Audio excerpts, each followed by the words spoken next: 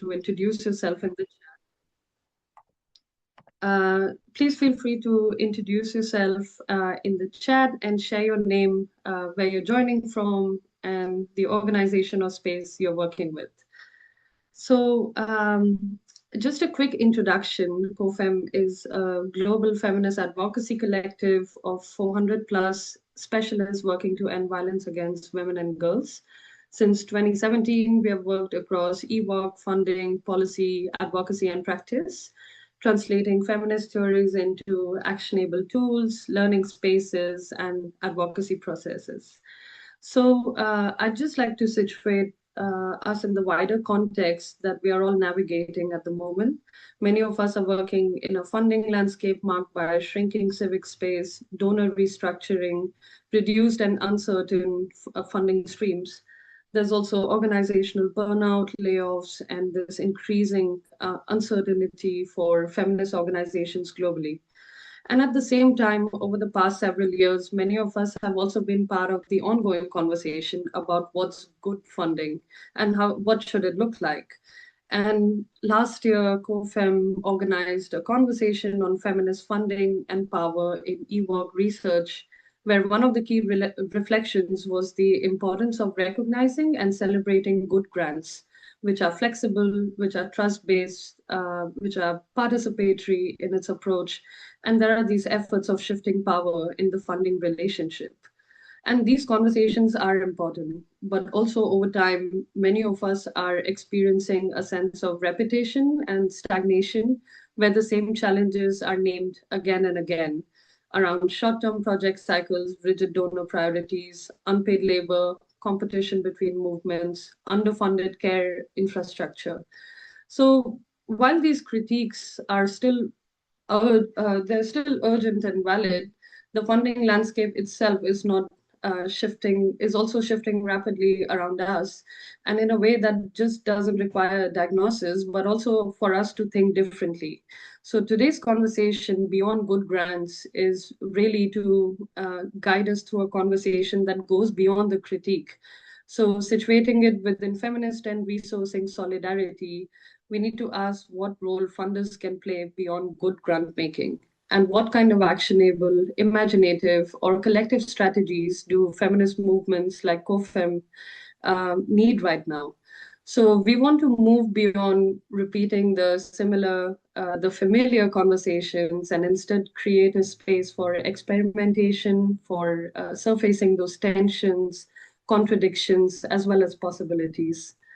So it's like the idea is not to romanticize the innovative or alternative funding approaches, but also, like not detaching it from the systemic underfunding that is causing the issue, but also to, come up with more of the reflections on what is actually being tested out there, what is realistic in different contexts, and where can there be opportunities for collective action and solidarity.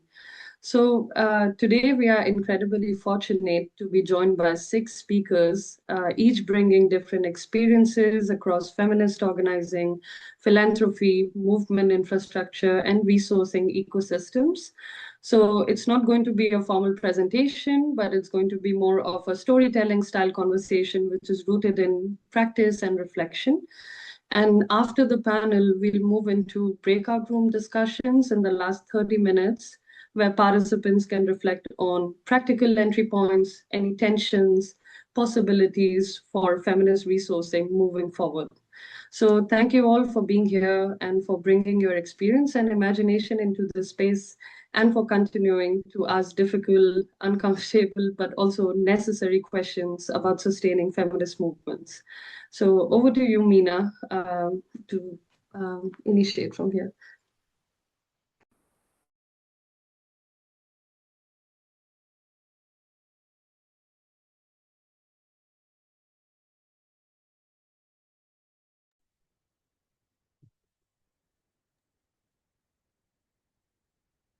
Hello.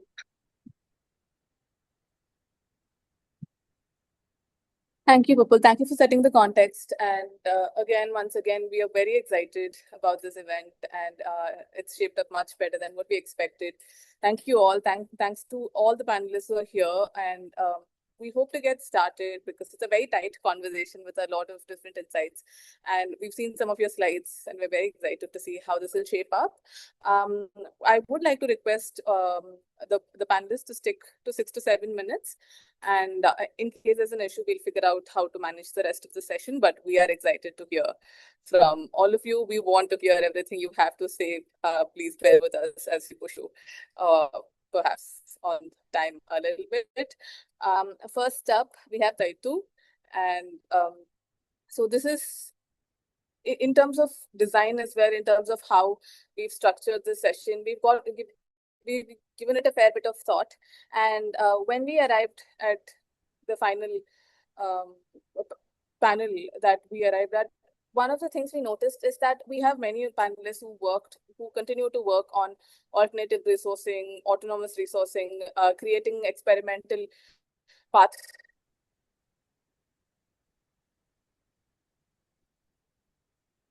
Experimental pathways to philanthropy.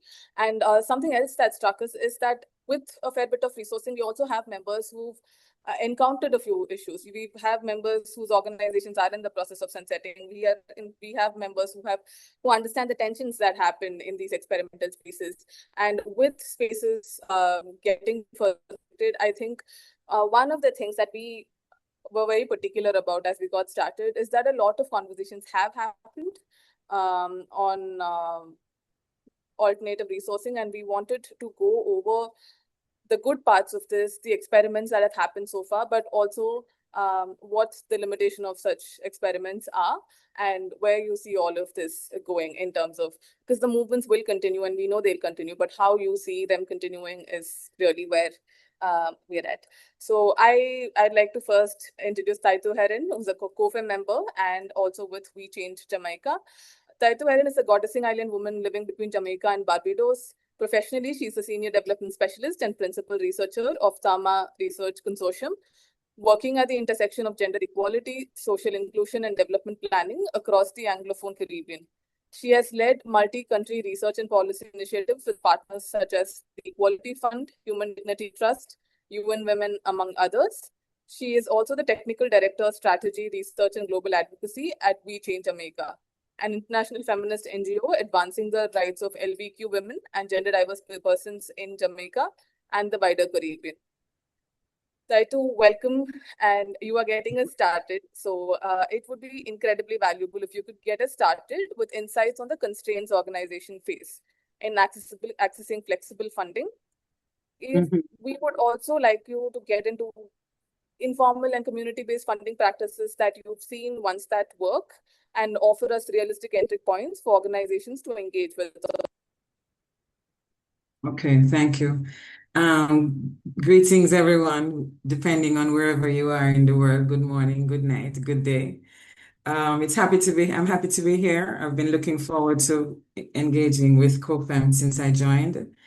One of the things I'm thinking from a Caribbean civil society perspective is some of the issues that Pupul had raised in the context also affects us, that we're working with a model that prioritizes neoliberal capitalist model that prioritizes markets, debt repayments, efficiency, and profit accumulation over social well-being and collective care. And our states, the governments that purport to lead us also fall within that space. They accept the neoliberal capitalist model as the way to develop the countries that we're a part of, and also to negate social well-being and collective care. So a lot of the NGOs end up with, I guess, an overburdened sense of responsibility to take over things that the governments have left behind. And I mean, that's not something that we can realistically do.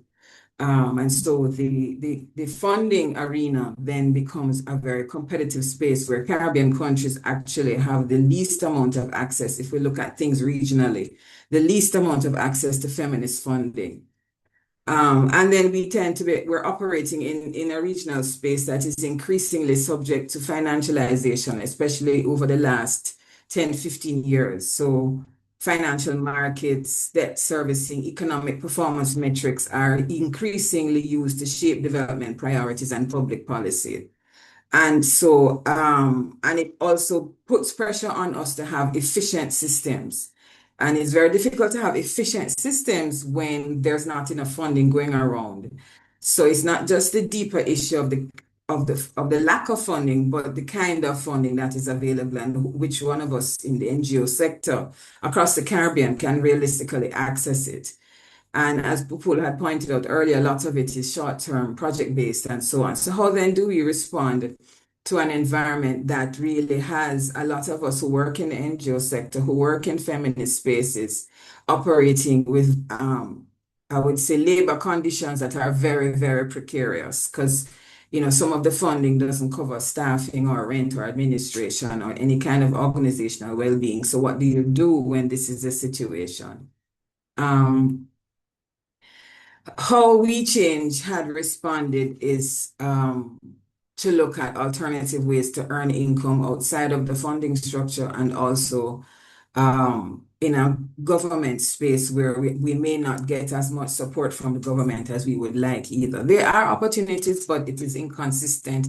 And in the case of Jamaica, it got completely disrupted with the Hurricane Melissa last year, right?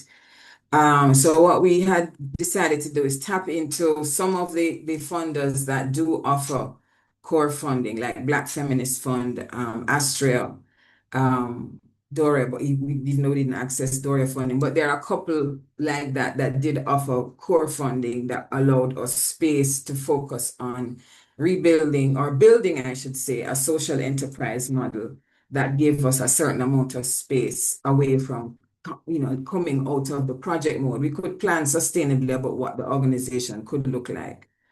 And what meant was that we had to create a new entity that was not an NGO, but would rather function as a limited liability corporation. Or limited, so to speak. So it is a social enterprise. It's still in building phase, but what we have seen come up out of it is earning funds that can cover some of the weight of areas that we weren't able to fund before. So it covers electricity, it covers the internet, it covers some of the employees.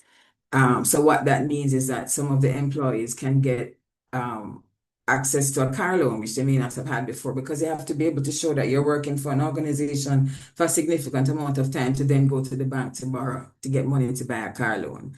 And I think it's incredibly unfair to have committed, dedicated workers who can't drive a car, whose additional stress is to take public transportation. As much as I know there's another debate where, driving cars and so on. But for the time being, what we are thinking about is if you're working in this space, you deserve to be comfortable, because what ends up happening is it's a cycle. They don't last long. They move out, they get frustrated, they work 2 years or 3 years, max 4 years, and they're off, they're gone to work with an international NGO or to work with a UN agency, and that's not necessarily that, people can choose what they want to do, but we want to be able to retain a cadre of dedicated workers in human rights, in feminist, intersectional feminist spaces and so on, and to help us with the cross-regional movement building. We don't want it to be just see this space as somewhere to do a good internship or experience after someone finishes their first degree. So what we had to do is build on systems of collective survival that we already had: mutual aid, diaspora giving, resource sharing, solidarity labor, and emergency support. I'm watching my time. Yeah. Okay. And also underpaid or unpaid activist labor, particularly by women and queer organizers. So we considered this old model that we've had from ever since, but it was used more for survival, but we wanted to build it in a much stronger way, that it had more than survival. So it had to be attached to investment opportunities. So if we have rotating saving practices, like partners or SUSU, how can it be attached to an investment opportunity? So that was one of the things that we did. And then in terms of the social enterprise, we have a whole list of events and opportunities that we designed over a year.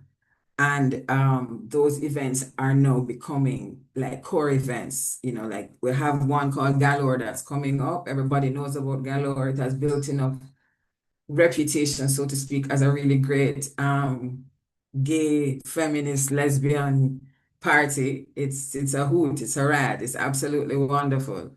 And we earn funds from that party. And there are a couple more that we have, particularly coming up to Pride. And also just throughout the year, a rave here and there, a picnic session here and there, a beach picnic, a lime, those kinds of things. And we do generate funds from that.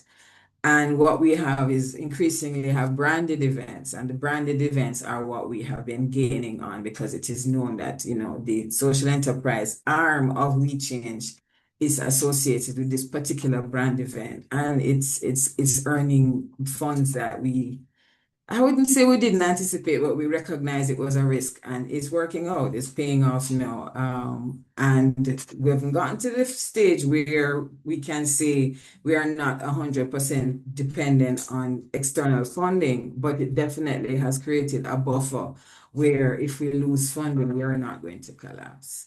And I think that is one of the better things we have seen coming out of our experiment, if we would call it that, in creating a social enterprise entity as part of the NGO structure, where We Change is now the secretariat, and our social enterprise entity, Community Fest, is the arm that it earns us capital, and one feeds into the other. So I wanted to leave it right there because I know that there's time, but in terms of some of the realistic entry points before we got into this alternative model, is pooled auditing and also collective fundraising support.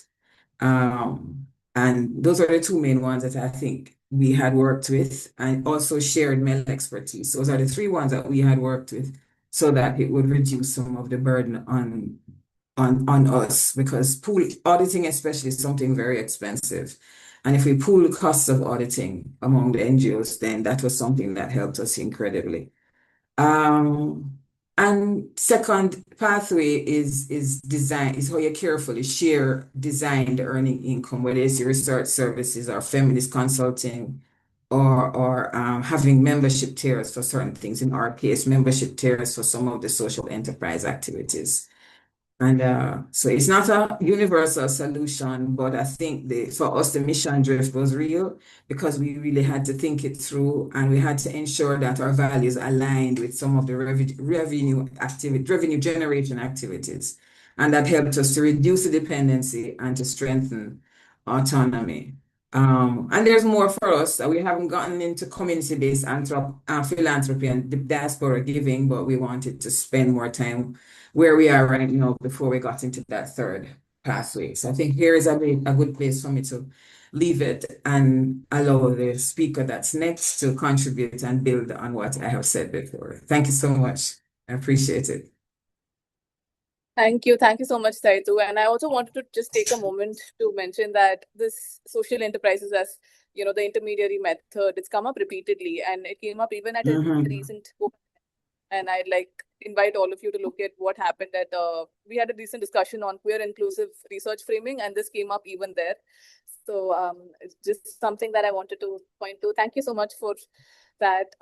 We'll move on to Asha, also someone who can help with what Taito was just talking about, community-based philanthropy and work. Asha is a social psychologist, facilitator, and the lead of programs at One Future Collective, where they spearhead initiatives focused on building leadership communities and enabling healing and justice through improved access to legal rights and mental health support.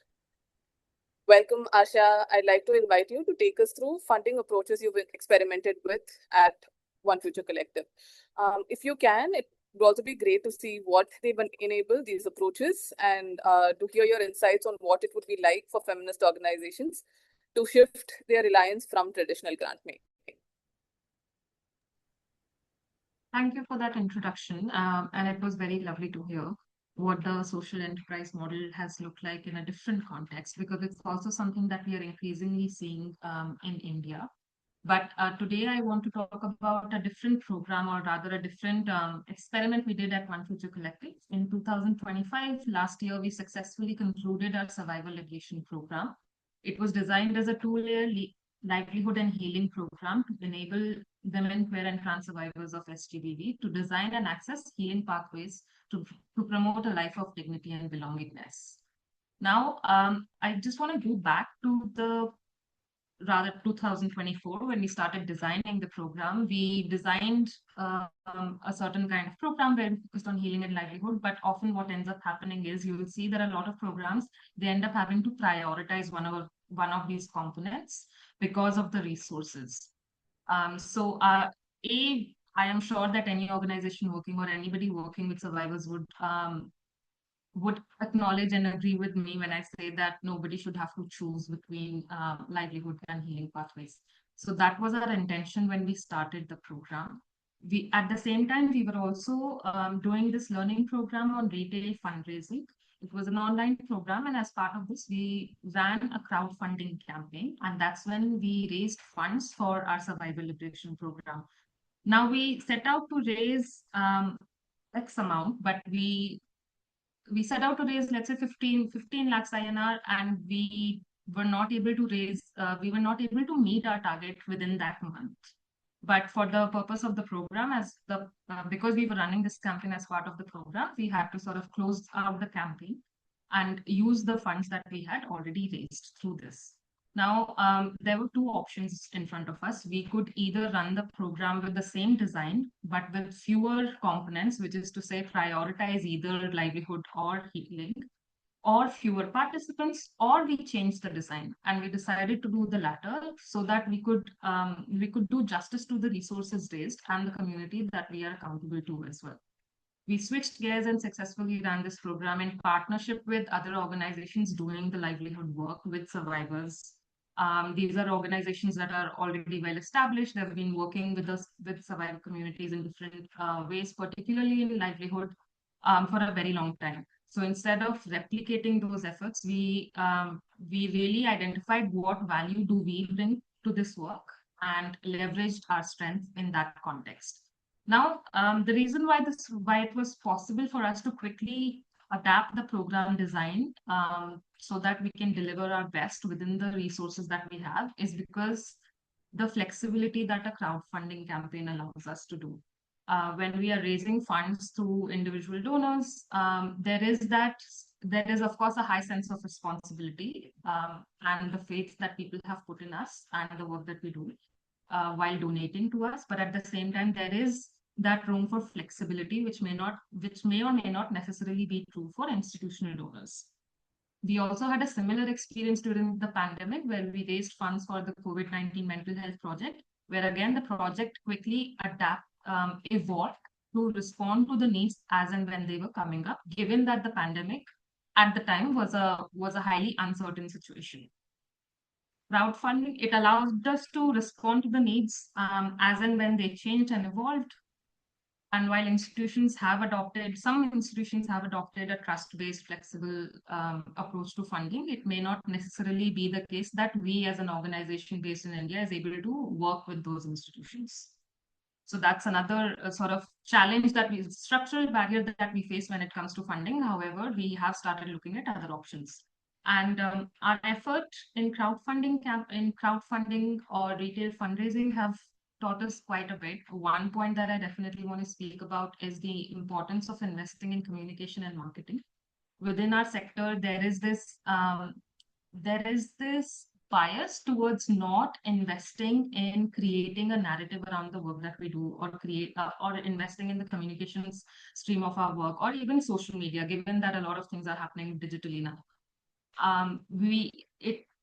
I remember someone saying that it can feel like it's a corporate way to sell your work, but it's really not. If you are going to raise funds through retail fundraising, through individual donors, through the public, through the community that you work with, they need to know who you are. They need to know the programs that you run. They need to know the work that you do. so that there is trust building that happens.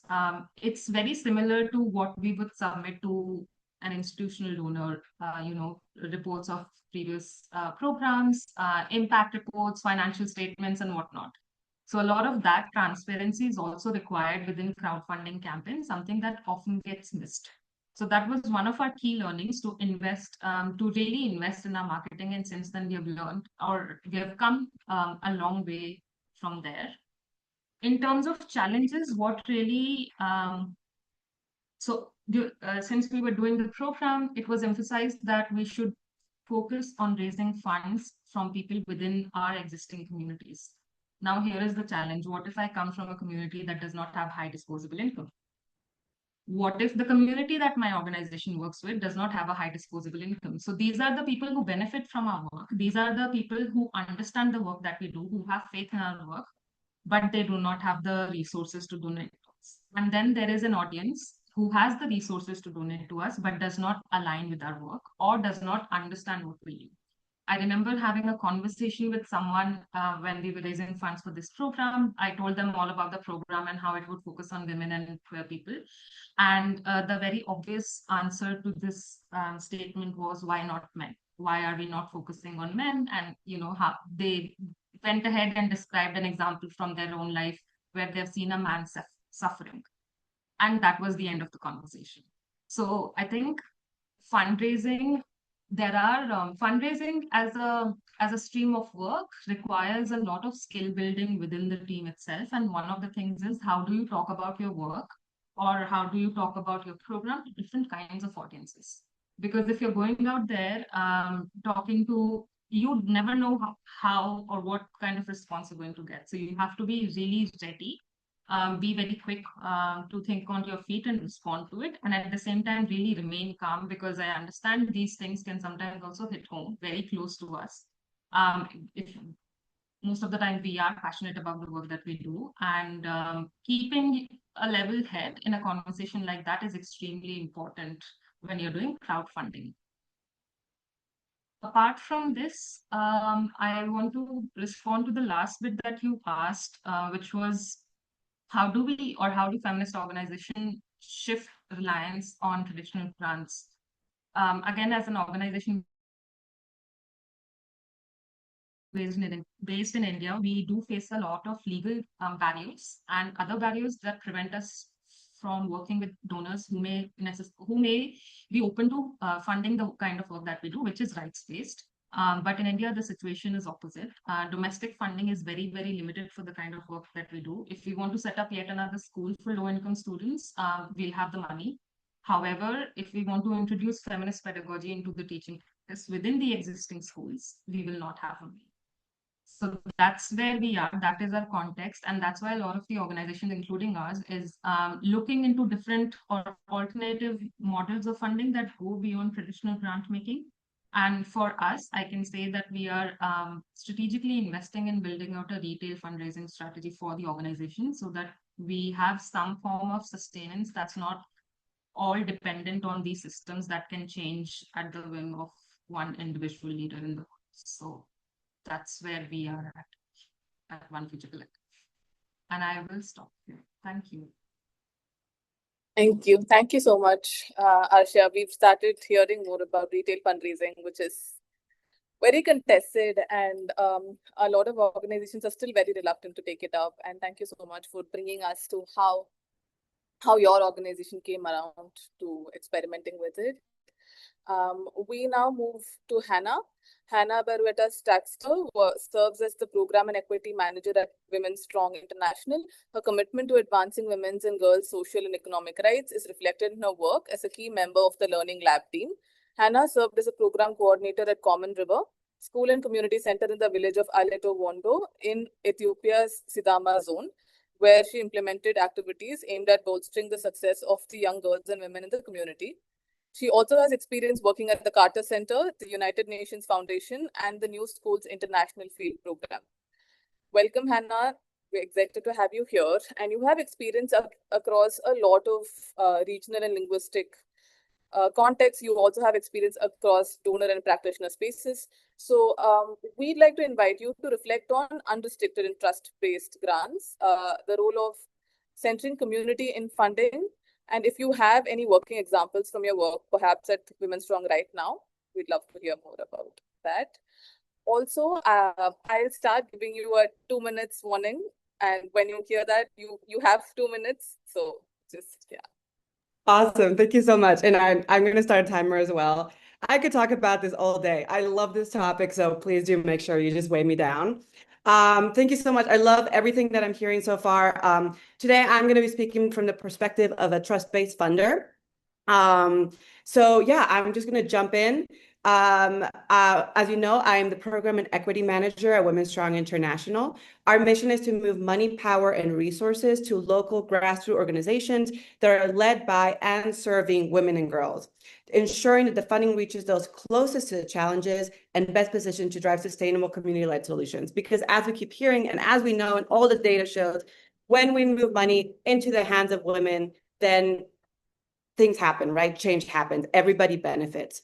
And so what we're going to talk, or what I'm going to talk about today, is the trust-based funding approach to all of this. At Women Strong, the way that we look at it is we have 3 pillars. The first one is something that we all know, right? We know we at Women Strong do unrestricted multi-year funding. We hear this over and over again. This is necessary. This is required. We have moved away from any type of reporting requirements, any type of funding that is not core, right? And I heard it from my 2 panelists as well. What it really helps with is to pivot and adapt in moments of crisis. You know your organizations, you know your communities, you know what you need, and it's not the responsibility of the funder to be telling you how to use the money, right? The second part of the pillar that we consider in trust-based funding is organizational strengthening. So partners tell us what they need, and what they would like to work on and what they would like to strengthen during their grant time with Women Strong. And we are there to provide the support, right? We co-create a plan where you identify, hey, I want to work on my communication strengthening. We want to work on our fundraising skills. And we're like, great, awesome, let's do it, right?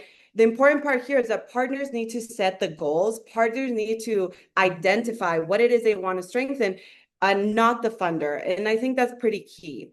And lastly, as part of these 3 pillars is what we call a learning lab. And a learning lab is a incubator where partners can test, adapt, and innovate, right? It's a community space, usually virtual, sometimes in person, where you can come together and connect and share and talk about challenges. All of these incredible organizations around the world who are working in very similar fields in different contexts, right? But that want to connect, that want to learn from each other, that want to work together. And so we're able to provide that space. And so we keep hearing time and time again from our partners that it is not enough just to provide unrestricted funding. You need to provide what I'm calling, again, these 3 pillars, right? This organizational strengthening, unrestricted multi-year funding, community and networking support.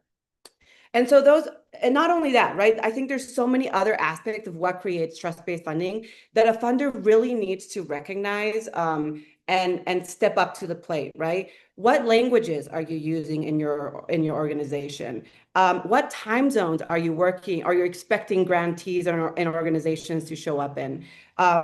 If we are asking partners or grantees and organizations to pivot and change and try new things, then it is fundamentally important that funders as well review their programs, review what it is that you're asking and how you approach these models, and make the changes yourself, right? It is a learning opportunity for everybody involved. There's also who has the due diligence, right, and the reporting requirements.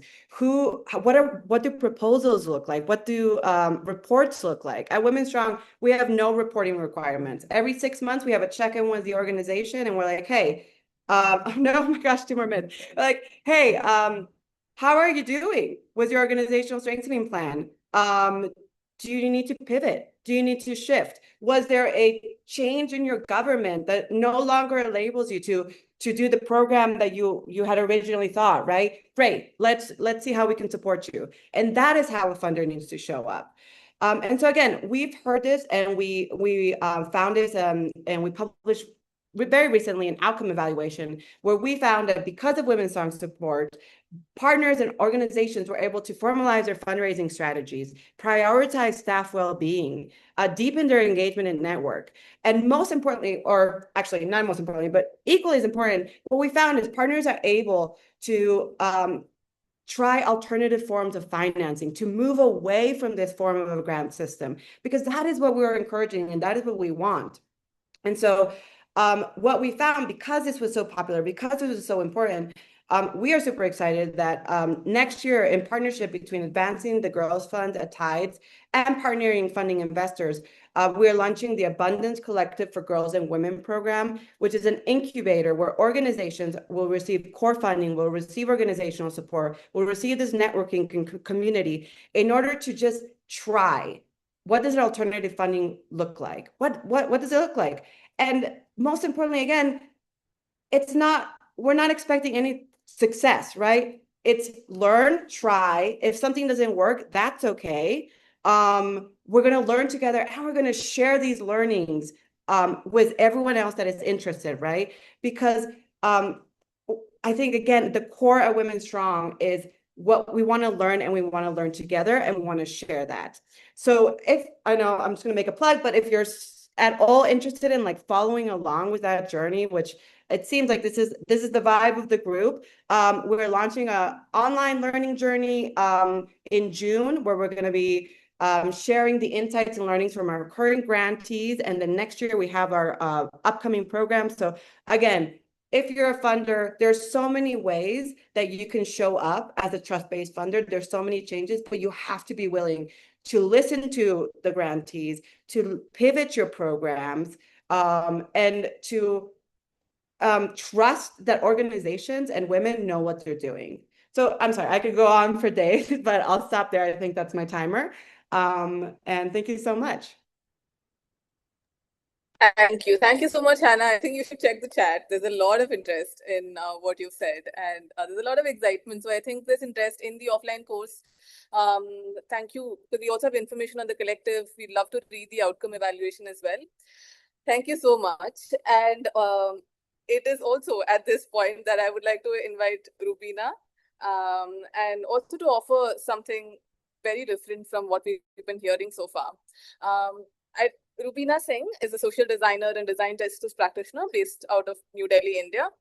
She values designing programs and co-learning experiences through a feminist, participatory, and intersectional lens. She currently serves as the network weaver at Ignite Philanthropy, a global philanthropic fund dedicated to ending violence against children. Thank you for being here, Rubina. I hope this is helpful and it's not making things worse. But Rubina's contribution to this panel is quite unique. Ignite Philanthropy is in the process of sunsetting operations by December 2026. Ignite has been going about this with the utmost transparency and intention. I think you'll hear more about the decision and how they've come to this point. Rubina, given this period of transition, it would be incredibly valuable if you could reflect on the sustainability or fragility of current funding models, from what's going on, key lessons for movements, and any imagination that you can offer us on more resilient funding. Thank you, Rubina. Thank you so much, Meena. And it's been such a joy hearing the other panelists. I think I'll be able to get through what I'm sharing quickly because I feel like others have already said a lot of our learnings and what's come out from there. Please bear with me as I share some slides. It just helps me stay on track. Just give me a second.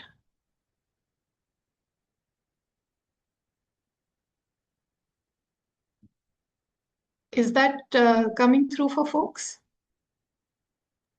Yeah, it is. Yes. Okay. Thank you so much. So I want to talk about something that I think the funding sector gets fundamentally wrong. And I want to use what we're living right now, as Meena shared, as an organization in the process of sunsetting, a way into that conversation. We talk about sustainability, about resilience, but what does it mean for movements to survive a funding environment that, as we know, is contracting in ways that most of us have never seen before. And that conversation almost always goes to the same place: diversify your funders, build your reserves, strengthen your reporting, find other ways of finding funding, whether it's a cross-subsidy model, a social enterprise model, etc. I want to gently push back on those, not because those things are wrong, but because sometimes I feel they're still operating inside a similar logic that survival is an individual project. And I think our first speaker, Taitu, had touched on this, that it's how do you look at this cross-regionally or in a cross-movement way or in a larger perspective. So that's something that I want to talk about and share our story with you and hope that it helps fuel some of those conversations. So about a decade ago, Ignite was built to do something very specific, to move resources towards communities working to end childhood sexual violence through participatory grant making with trust at the center. We tried to hold power differently, to be the kind of fund that absorbed risk on behalf of partners who couldn't afford to absorb it themselves, and to make the shift away from granting money to moving money. And now, as we're well aware, what's happening with the ecosystem and philanthropy is being forced to face its colonial foundation. ODA has dropped 23% in 2025. We know about USAID. But I do want to share something that happened with a big name in the child rights sector last year. So Children's Investment Fund Foundation had also shared that they are now going to stop funding organizations based in the US simply because the policy environment had become too uncertain to navigate. So when an institution of that scale says that we can't see the ground clearly enough for us to stand here, that does tell you something about the moment we're in. And I think we all feel that in our respective capacities. So the space for experimental initiatives like Ignite has narrowed quite a bit, which is also what has led to our sunset. But we are very proud of what we've been able to achieve in the last 10 years. And like Hannah shared what they do at WSI, we also center co-designing, participatory grant making, and trust-based philanthropy in the center of our work. We have programs like Thrive Together, which supports survivor-led initiatives, registered or unregistered. From the global majority, we were able to support organizations from Palestine to Syria to Burundi with flexible funding and having it be co-created with lived experience leaders at every stage. And of course, Hannah also touched on this, keeping language and time justice in mind. Another program that we run is called Sprouts, which is a systems change fellowship for young leaders, where we were able to co-create more than just a learning program. It was accompanied by a small flexible impact fund, which leaders could use for their own growth and well-being. And we've had these fellows doing hardcore work on the front lines tell us that unfortunately, this was the only time they've received funds just to nurture themselves. But I want to spend a little bit more time sharing one particular project that we've built, and that may be a model possibly for future duplication or adaptation in different settings. This is the Ending Childhood Sexual Violence Community of Practice. So a couple of years ago, we started facilitating this COP, and we were working together with 20 of our partners, it's survivors, youth leaders, grassroots organizations, frontline advocates across different continents. And then we build this together with them. So what do you actually need? What would you like to do? And then building it together. So while we held the administrative infrastructure around this, the decisions, the values, the direction of the community came from themselves. And in this community, we also heard from them that they didn't want to just connect or just keep talking about it. They also wanted to find ways of acting together. So that's when Hive came in, which is the Harnessing Interconnection for Violence Eradication Fund. This is a participatory grant open only to our existing partners, which offered funds of $5,000 to $7,000 for cross-learning visits, joint advocacy campaigns, co-creating resources, etc. Things that don't necessarily easily get funded anywhere. And I think Hannah was also speaking a little bit about this earlier. Again, being co-designed with our community, the process, the application form, the selection is all done by a community advisory panel. So they get to see what they want and then select what resonates the most with their work and with their goals with this fund. And I know $5,000 is not a lot. It's not going to solve any funding crisis. But what we've seen in Hive in the last couple of years is that when communities have the infrastructure to collaborate, the trust, the shared language, the relationships, and the flexible money, that it does help. And movements have operated like this for centuries. But what we've seen in the philanthropic system has forced us to shift away from this. And this is not something that cannot be fixed. Hive may be closing with us. We're in our second and final grant cycle. And of course, there is grief in that. But the partners who've come together through Hive have not stopped just because that grant has ended. They are keeping their collaborations alive, finding other ways through mutual aid, through grassroots resourcing, through bringing their leftover funds together, etc., and trying to work together to keep their collaborative projects going on. So we hope that these relationships and these projects continue even as we take a step back. And I do also want to talk about, since Meena started us with this, that what does it mean to really close with intention and to close with transparency? Because I think the most honest thing a sunsetting organization can do is resist going quietly. We announced our closure with intention, with transparency, because movements deserve to see this, to understand what it means to decide together what comes next. So as we sunset, we're trying to deliberately do a few things to also forefront our partners and help the transition happen with as much ease as possible. So we're helping our partners document and showcase their work, not for us, but for themselves. So what they've built is visible, becomes fundable, doesn't disappear just with our institution memory. And as the ecosystem will take some time to shift, that can we imagine those shifts together? We're also what Hannah also said, we're running a resource mobilization training with our partners, which also comes with a small experimental fund for them to test new strategies, to practice pitching, to try things, and to fail cheaply before the safety net that we offer is completely gone. So to have that freedom to be able to test things out. And of course, documenting our own processes and our own PGM process, our learning to see, to share what we got wrong and what others can possibly learn from this. And as I conclude, I'll also share my biggest learning in the last few years, that resilience in the movements can only continue if you fund movements and not just organizations, to fund the connective tissue between them, to fund things like communities of practice, to fund cross-learning, to help them create that infrastructure to be able to show up for each other and not just on their own for survival. I myself come from a movement background, and with Ignite, it was my first experience in philanthropy. So being able to imagine things differently also means letting different people into the rooms where decisions are made and putting the communities most impacted in these rooms before anyone else gets there. Thank you so much. Back to you, Meena. Thank you. Thank you so much, Rubina. I know you had your doubts about being part of this panel, but I think really what you're able to bring here is something extremely valuable. Thank you so much for being here and for sharing how you're approaching this. And I think there is a lot of learning that we've had in the last few minutes. With this, also you've touched upon feminist mutual aid, and that makes sense. And I had the next anyway. So I'd like to invite Dee. Dee is a lawyer, researcher, and resourcing practitioner whose work is grounded in queer feminist and participatory methods. They work with women, trans, and non-binary movements for over a decade and co-led spaces, strategies, and research primarily around feminist resourcing and the global resourcing landscape.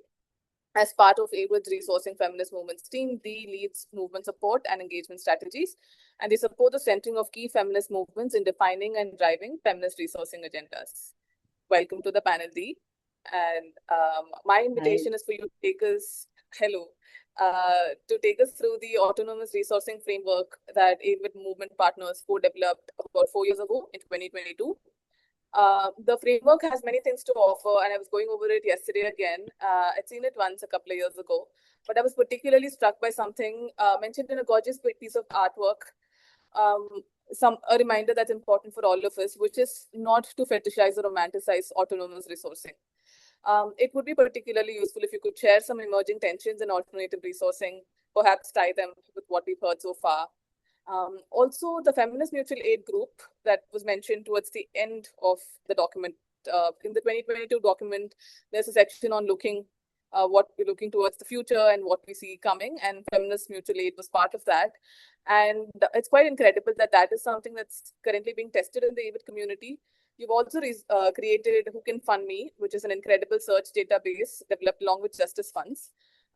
So just the framework, it's uplifting to see the life that the document has taken since its inception, and any thoughts you have related to resourcing and anything you have to share on the framework are more than welcome. The floor is Thanks, yours. Meena. Thanks so much. That was a very, very fast introduction. I'd love to slow down, but we have just 7 minutes. Okay, I'm gonna make good time, hopefully, but please check. So a few things that I really want to kind of talk about. One is, as Meena mentioned, the autonomous resourcing framework. And it's really nice to hear all of you because I could hear parts of the framework kind of reflected through this discussion. Rubina mentioned connective tissue that really, really resonated with me. Things that were also said by Taitu kind of fit in. But what is autonomous resourcing? I think that's something, I mean, we all know what it is. It's movements resourcing themselves. We know that across contexts, histories, and struggles, movements have really drawn in what is available within their context, which is time, care, relationships, skills, land, knowledge, money, but never only money, right? Because movements are so much more than that. I think the autonomous resourcing framework sort of captures the beyond money pieces that we are kind of talking about. Our Where is the Money for Feminist organizing actually threw up some numbers. This is the first time we've actually gone ahead and tried to quantify something like this, something that cannot be quantified, something that is usually left out of funding reports or proposals. Yeah, it's our autonomy, right? So some numbers, unfortunately, I'm that uncle who brings numbers into such a conversation, but we've seen through the research that was conducted in 2024, we interviewed about, not interviewed, we surveyed about 1,200 feminist groups globally, and 81% said that they rely on autonomous resourcing, which is such a huge number. 29% said that they use autonomous resourcing as the primary source to sustain their work. And 47%, I mean, something that I didn't mention is that survey was open. The numbers were from 2021 to 2023. So we kind of also saw how COVID impacted the ecosystem. So 47% reported that their reliance on autonomous resourcing kind of increased. These numbers are really, really important because this is the third iteration of the Where is the Money, and we've never seen data on autonomous resourcing. So kind of wanted to start with numbers. Something that we are seeing more and more when we are talking to our partners is that they're talking about autonomous resourcing being a political movement building strategy. I think before we kind of talk about the framework, and I'm very mindful of time, I'd like to also talk about what autonomy means. And we know autonomy means different things in different contexts. In extremely restrictive environments, it may be about safety or the ability to operate without surveillance or repression. In more open contexts, it might involve building broader solidarity economies, collective movement structures. Autonomy means flexible, accessible resources. Yeah, this is the updated version of the artwork that we were talking about. This is our framework.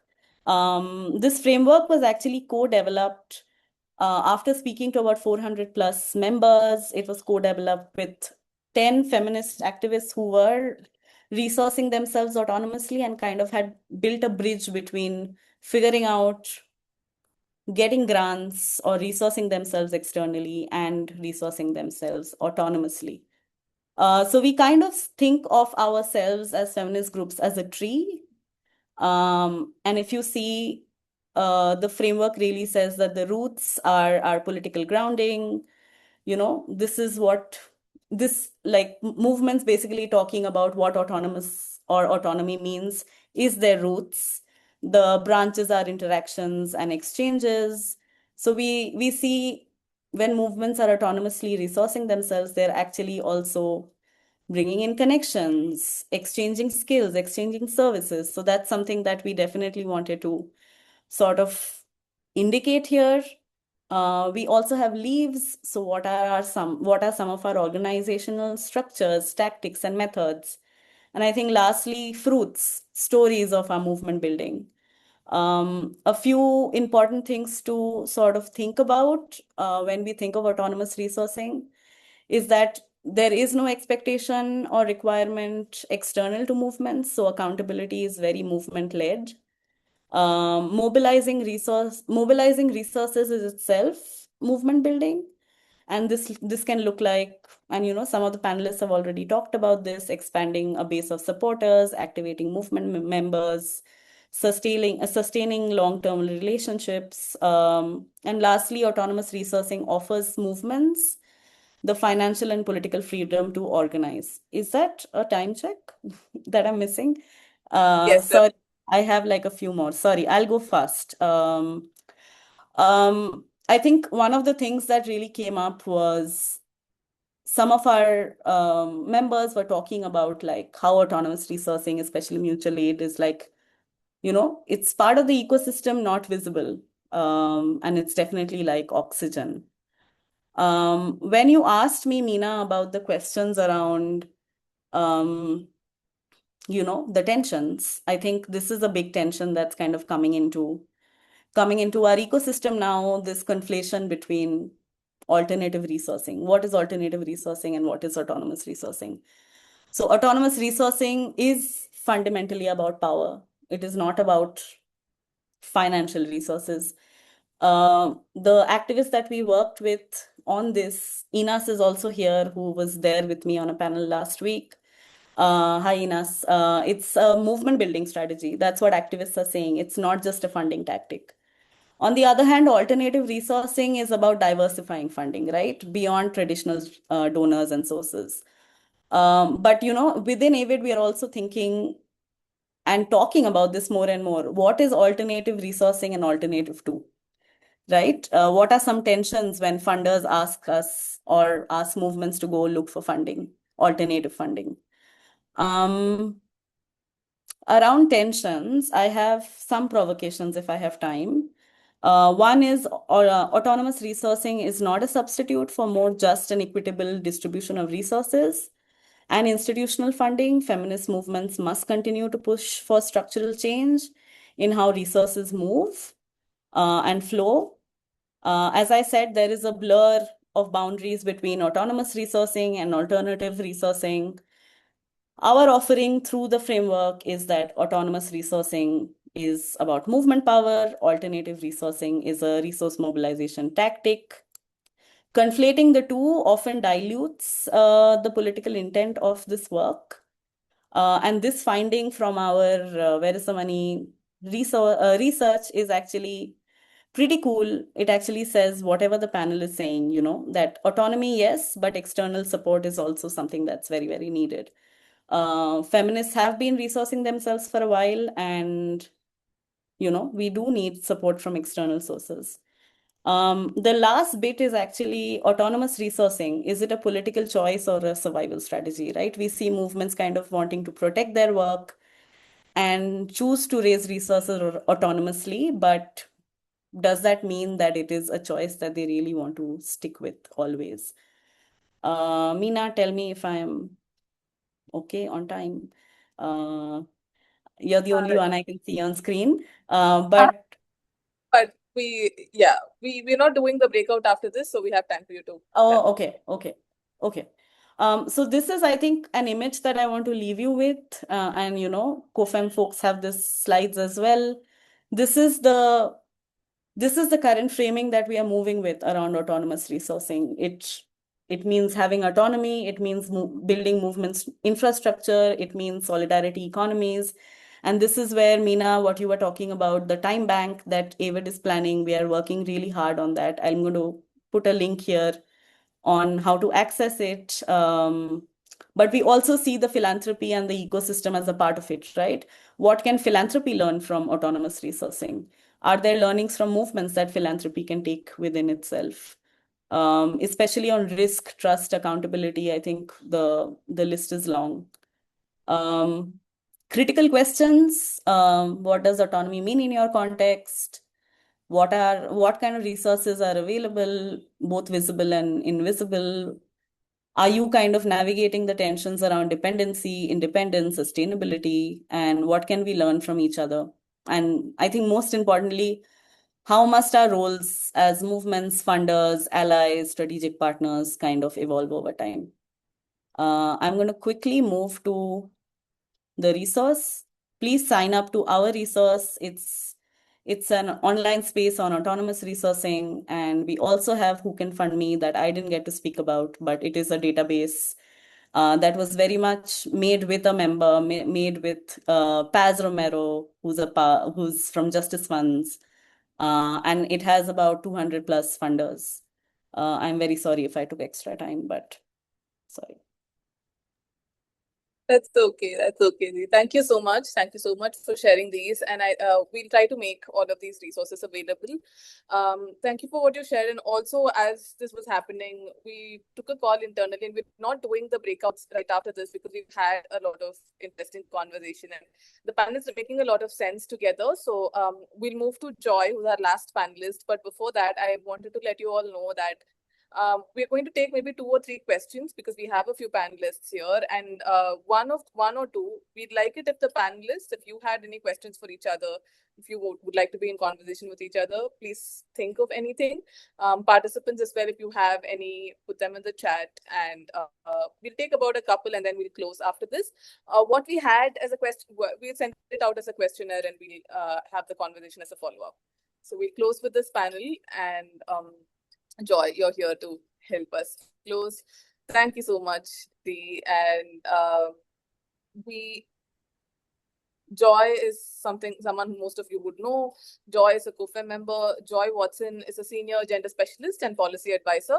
She sits on the coordinating committee of COFEM and is the author of the new book, Because I Love You, drawn from original research on psychological and emotional violence and intimate relationships. Hi, Joy. We've heard from an incredible panel today. We hope to hear a bit more.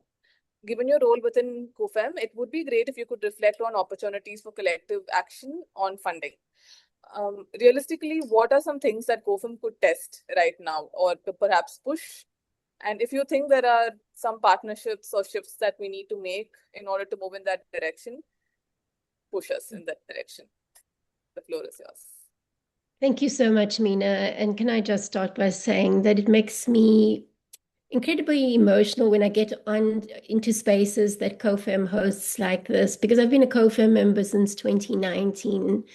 And there's a lot of work in the background that has gone building this coalition that is just so very important to me and to many. And when we see conversations like this and the incredible work put in by the team, Pupil and the rest of the team, and just how we, in the face of all the kind of challenges around funding, that that we continue to push and we continue to create spaces for thought leadership. So I want to talk a bit about collective action and to link that to the work that COFEM is doing. So we hear a lot about collective action being described as solidarity, but I think that actually detracts from the power within collective action. Collective action is how ordinary people build enough force to change systems that they were never designed to respond to as individuals. And in the context of COFEM, it's exactly what we're trying to do, is to create a space for collective thought, leadership, for collective action. And at this moment in time, that matters particularly because the forces reshaping the world right now are deeply collective.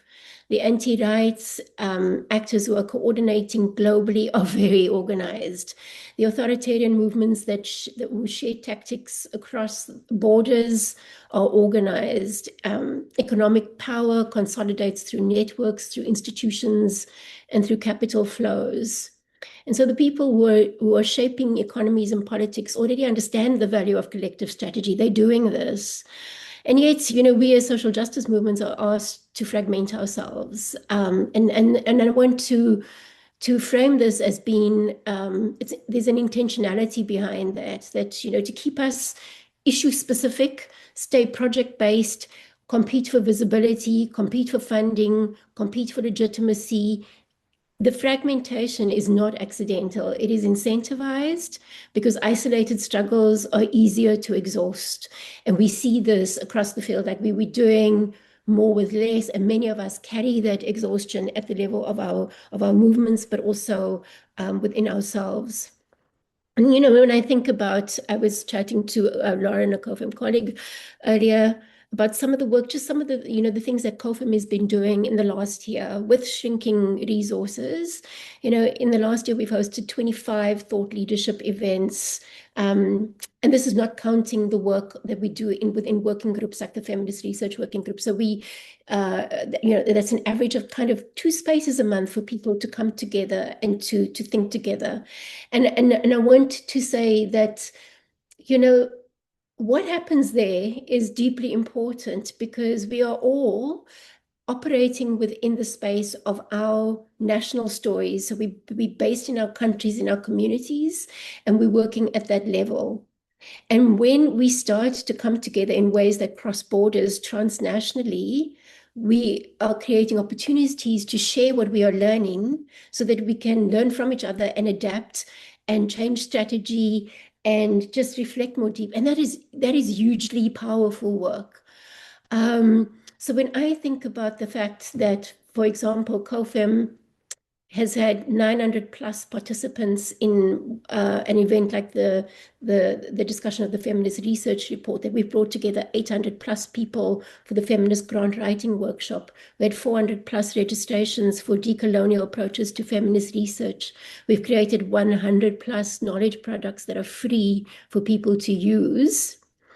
And yet we hear that our work is the soft work. So what funders want to do, and I'm going to put this teaser out there. It's not just the funders who are not feminists. Feminist funders too, along with the more sort of traditional funders, are funding work that are grassroots based, which is extremely, extremely important. We don't want to take away from that. But you are enhancing grassroots work when you create the space for grassroots people to come together and to become powerful because they're learning and sharing with each other. And we have, over and over again, learned that so it's kind of like this almost like this binary between the practical needs within local communities at the expense of the more strategic work where we come together from our communities into a global landscape, and that this is not valued, it is defunded, and very deliberately so because there is so much power in that. We're sitting at a moment in time where Ford, who has been one of our biggest allies, has taken the decision to defund many of our local women's rights organizations and some of our movements. That is catastrophic for us. Like many organizations will shut down. And again, the framing of kind of coalition work is not prioritized, and we risk to lose so much in that context. So I want to also just kind of link our work in violence against women and girls as a symptom of patriarchal societies, and that VAWG, the kind of violence that we see in the geopolitical landscape space that we are living in, are very deeply connected. So when we think about chronic underfunding of efforts to end violence against women and girls, being framed as women's issues, it obfuscates the larger questions of global security, conflict, and peace, and that this framing is both analytically wrong and politically it is very costly. That research is actually showing us the linkages between higher levels of violence of women and girls and the risks of armed conflict, political instability, and interstate war. And the reverse is equally true. Like when women's movements are well-resourced, when women's rights are protected, then gender equality in fact advances, violence decreases. So the central kind of point here is that movements do not only protect women, they build the connective tissue of a more just, more peaceful society. So in a way, the way I see this is that we are doing the work of governance structures that are meant to govern, that are meant to do this shit, and they're not doing it. We are creating the kind of social capital. When we're allowed to do what we do, we're creating the social capital for a more peaceful world within which business and private corporations and philanthropic organizations can thrive and make their money within this problematic capitalist system. So we are creating and paying for, in some ways, with the free labor sometimes, to do the work of governments, to create the conditions in which societies can live more peacefully and businesses can thrive. And it is so undervalued. And you know, I don't understand why there isn't the acknowledgement of that this is an investment in a kind of society that everybody wants and in which everybody benefits. So it's funding feminist movements essentially is not a niche philanthropic choice. It is a peace investment, an investment in the kind of world in which war becomes less likely.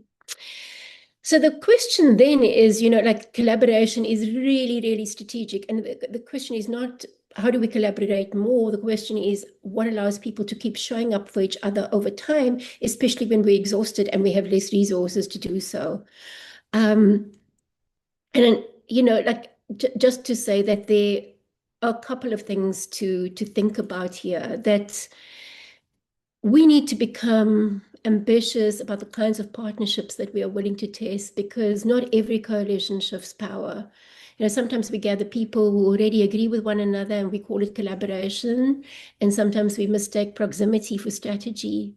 But the crisis that we see in the world require, because, you know, on the one hand, we're building relationships amongst ourselves, but we need to be bold enough to start thinking and mapping out the relationships beyond that. So if we look at, for example, at climate injustice, economic inequality, debt, militarization, attacks on bodily autonomy, democratic erosion, they don't exist in silos. And so movements also can't afford to organize in silos forever. So this means that some of the most important alliances over the next decade may emerge across spaces that have not historically worked together closely enough. If you know, we see that the Equality Fund is busy looking at the next iteration of how to organize for its Connect stream of work. And the first stream, this first strategy they built was amongst kind of the women's rights organizations and movements as allies. And working beyond that, they're now looking at looking outside of that and looking at inter-movement work, which is something that we need to be thinking about. So I think that for CoFem at this moment in time and this space and how we use it, I think that, you know, we are wanting to continue these organizations. I heard back from colleagues who were at Women Deliver, who went to some of the conversations on funding and, you know, reported back that they feel that some of the debate hasn't shifted over time because we're saying the same things. We don't have money, and that there's an exhaustion factor to hearing this. And, you know, I want to say that there are two things that we need to do. We need, as exhausting as that is, we need to create the space. These are lived realities, and it's hard and it's sore and it's painful, and we need to create space for people to just name that, you know, what the impact is of losing funding is. So just like space for absorbing those stories. But then beyond that, it's also the strategy work and the kind of thought leadership work. You know, and the different panelists have touched on different streams. I think, you know, there is work in kind of trying to bring back the funders who we have lost and who have resources, but have changed strategy because the world has changed and the value system has forced them to reprioritize. We need to win those back. We need to find work collectively to look at new sources of funding. We need to work together to change the value add of what we bring. Like, we don't just CoFem works on violence against women and girls, but our value add is not just for women and girls. And so, there's space for, and please forgive me, I don't mean this in a negative way, for more sophisticated strategy development.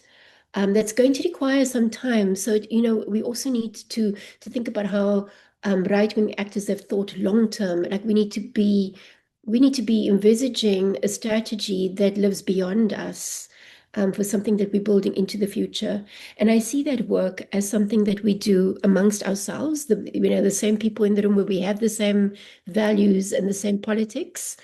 But then moving outside of ourselves to do the inter-movement work with other coalitions and movements. So that's 2 levels. The third level is the work with funders. And I want to invite us to see this as a reframing of the social norms of funders, because they're changing in the current political context. So in the same way that we do violence prevention work and we think about long-term social norm change, we have to be changing the norms amongst, and whether it's bilateral donors or whether it's private philanthropic organizations, there needs to be a strategy for social norm change, because essentially, what we fund shapes the world that we get. And then lastly, the kind of fourth layering is that we need to be in the spaces where decisions are made. And so, and not necessarily physically is a nice extra if it's possible. But how do you infiltrate decision-making spaces where policymakers are, where those are usually sort of closed door spaces? How do you build the connective tissue and the relationships to access those spaces? How do we take our message outside of just our community, and again, viewing it as social norm change? How are we intentional in designing and planning this longer term strategy for message articulation and working with policymakers to enable them to hear and understand the value add?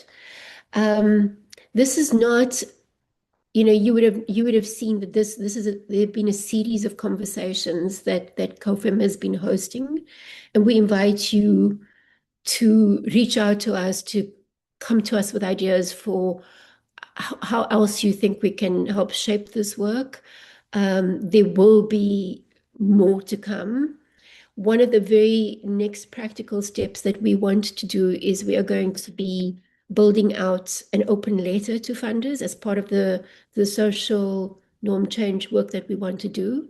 And that's something we want to co-create with all of you. So we've had initial conversations with some other movements who are keen to partner. And we will be hosting in June, and I'm going to ask Lauren to put the details in the chat. It's going to be just a space for developing this open letter that we want to take into strategic spaces, arguing about why the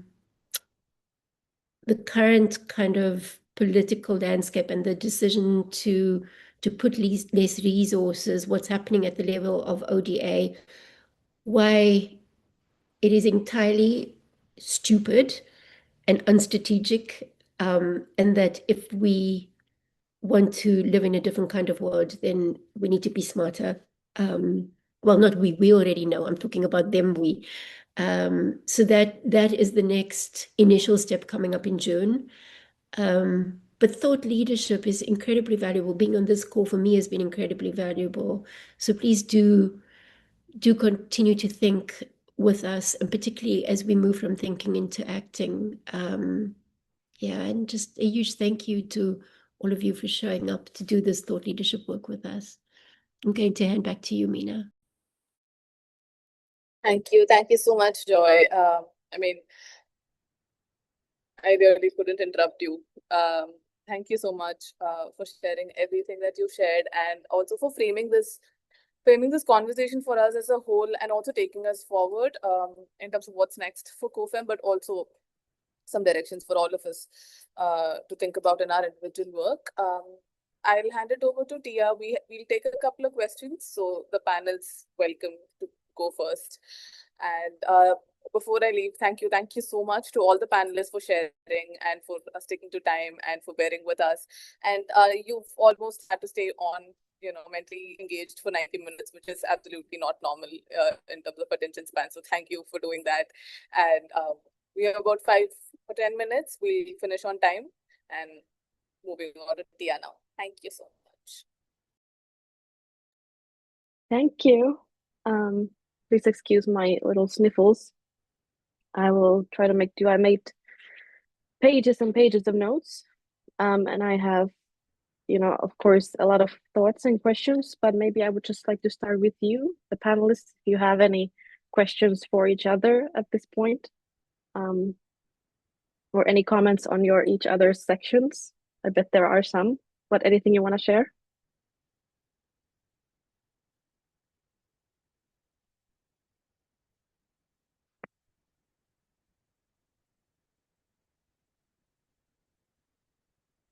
That's fine. I also see your hand up. Can one of my colleagues help me unmute this person and they can ask their question? Yeah, it's Nicole, right? Nicole, please go ahead. Hi, everybody. Hi, Taitu. Thanks for posting this. This was really instructive. Just wanted to know I know they said you don't want to do the usual stuff, but for some of us who live in GDP countries who get excluded from all the major funding, how have you all been able to work with other organizations? Because I'm based in the Caribbean, very close to Taitu. And because our GDP is high, we get excluded from a lot of funding. But we, of course, as we know, that money does not trickle down to the people who need it in country. Any thoughts, any suggestions?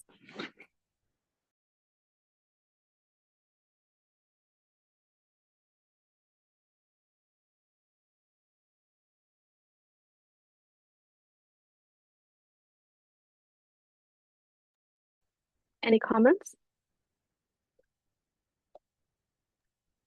I didn't want to comment. I was hoping somebody else would have a better suggestion for Nicole. Hi, Nicole. I'm glad you saw the link in time. It is something that has been persistent in the Caribbean because we do have middle-income countries. But coming from a middle-income country doesn't mean that your population doesn't experience poverty or doesn't experience different types of discrimination. So it is an unfair marker to use GDP as a criteria. There are a lot of other indicators in development that will give a better picture of what the social environment is like: poverty levels, levels of discrimination, levels of gender-based violence, levels of child abuse, that have nothing directly, well, it could, but let me not get there to the structural issues. But the immediate correlation between middle income GDP and other indicators of development is not it's not there. So it's a very unfair criteria, and it does affect quite a lot of countries in the English-speaking Caribbean. Barbados, Trinidad, and I hear Jamaica is going to be bumped off the list next year. So it's definitely unfair. I don't know if any other countries or of persons in the chat have come from other countries. The workaround that we have seen, Nicole, is to work with a country that is low income. So the low income country becomes the NGO of the low income country is the implementing agency, and we are the secondary implementing partner. That was one of the workarounds that we changed it. But it's not always possible. It depends on the capacity of the other agency. If they have the time and the scope in their work, do they have enough team members to be an implementing agency of a funding program that we benefit more from? So it is a form of solidarity, but it also comes at a cost, and you also have to question what is the consequence of solidarity if it adds burden to the sister agency that comes from the low-income country. So I think those are some of the things that funders don't even think of, and that's a workaround that we do, but it's not always the most effective. So we are definitely welcome to other recommendations because it doesn't look as if any advocacy with the ODA is going to shift their criteria of how to decide which developing country needs funding or not. You know, the DDP criteria is just completely ridiculous, but yeah. Yes, Thank you. Nicole, capacity and expertise is definitely a challenge. Can't assume that your sister country, because she's lower income, has the capacity. It's a mess. To be honest, it's quite a mess. Yeah. Thank you for the answer and the question. We have one more question in the chat. Let me read it out, and this is for anyone who would want to answer it. In contexts where funding relationships have historically been extractive, what does it take to rebuild trust, and are there limits to how far that can go? Anyone who would like to answer that? I guess it's not an easy answer, but go ahead. I can try. I know we're almost out of time. That there's not an easy answer, but what I would say is the burden of rebuilding trust is on the funder. Trust is not something that you suddenly enter in a grand partnership and you're like, okay, trust us. We're like the good guys. We're here to help. It takes time.